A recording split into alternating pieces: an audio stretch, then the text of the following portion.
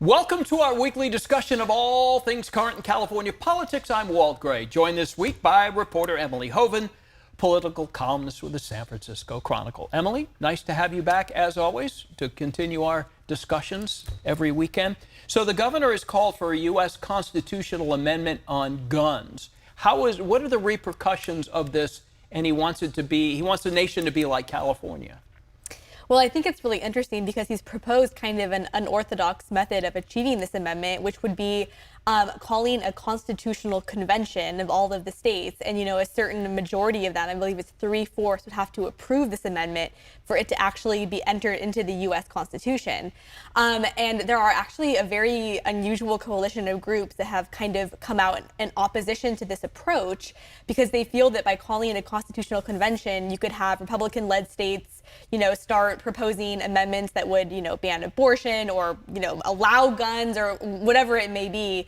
And it would actually undercut the very thing the governor is trying to achieve. The California legislature has passed this amendment, so we'll see if other states decide to as well. But yeah, I think it's a very interesting approach to the issue. Also, another piece that we've been looking into is the unusual precedent of a city using the Supreme Court's affordable or not affirmative action in terms of affordable housing. What are we getting out of that?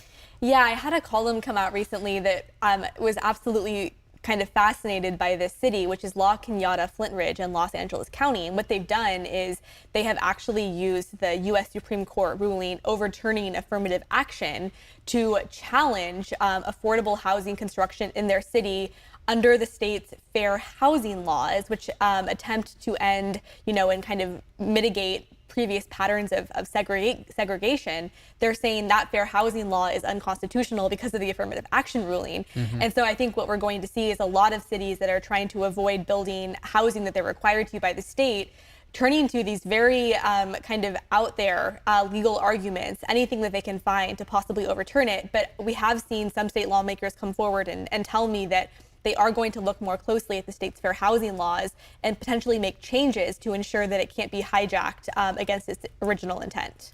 So a lot of people who live in San Francisco, who go to visit San Francisco, have, of course, used BART.